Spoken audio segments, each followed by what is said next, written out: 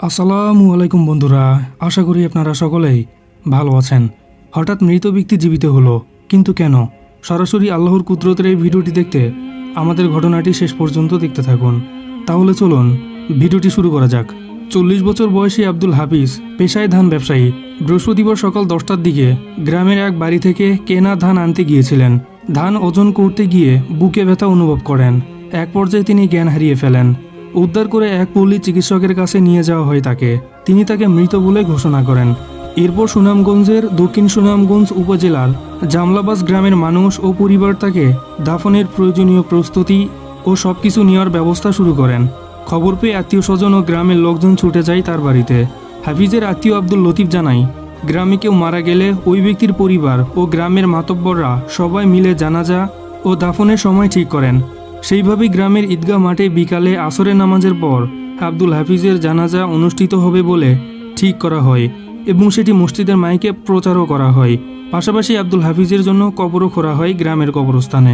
জামলাবাস গ্রামের বাসিন্দা ইউনিয়ন পরিষদের 8 নম্বর ওয়ার্ডের সদস্য মাহিম আহমেদ জানান, তিনিও জানাজায় গিয়েছিলেন।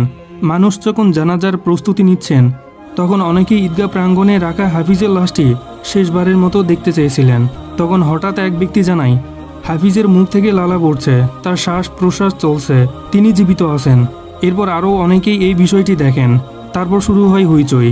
তাকে হাসপাতালে নিয়ে যাওয়ার কথা বলে সবাই। পরে সেখান থেকে দ্রুত হাসপাতালে নেওয়ার জন্য তাকে লাশ বহনের খাটিয়া করেই নিয়ে যাওয়া হয় এলাকার নোয়াখালী বাজারে।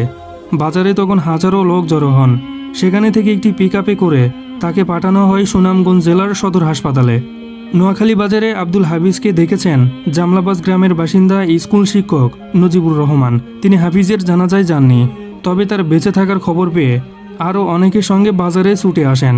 নজিবুর রহমান জানায়, বাজারে কয়েক হাজার লোক জড়ো হয়েছিল। আমি নিজে দেখেছি হাফিজ শ্বাস নিচ্ছেন। তখন তিনি অর্থাৎ হাফিজ চোখ মিলেও তাকিয়েছিলেন। পরে তাকে দ্রুত সুনামগঞ্জ সদর হাসপাতালে পাঠানো হয়।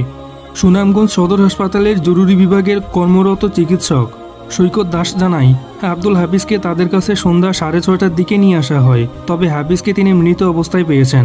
আগের ঘটনার বিষয়ে তাকে জানানো হলে সৈকত এই বিষয় নিয়ে কোনো মন্তব্য করতে চায়নি। হাফিজকে সুনামগঞ্জ সদর হাসপাতালে নেওয়ার সময় একই গাড়িতে করে ইউপি সদস্য মহিম মিয়াও সেখানে গিয়েছিলেন। হাফিজ জীবিত ছিলেন, সেটি তিনি নিজে দেখেছেন কিনা এমন প্রশ্নে মহিম আহমেদ বলেন, আমি দেখিনি। মানুষের ধাক্কাধাক্কি চাপ ছিল সবখানেই, তবে অনেকেই দেখেছে বলেছেন। হাসপাতালে নেওয়ার পর ডাক্তাররাও বলেছেন সে কিছুক্ষণ আগে মারা গেছে, অর্থাৎ দাফনের সময় সে জীবিত ছিল। হাফিজ জামলাবাস গ্রামের মালদার আলীর ছেলে। তার 5 সন্তান আছে। পরে রাত 8টার দিকে ওই ব্যক্তির জানাজা সম্পন্ন হয়। প্রিয় দর্শক, এটি আমাদের দেশের সুনামগঞ্জ জেলার সত্য এবং বাস্তব একটি ঘটনা।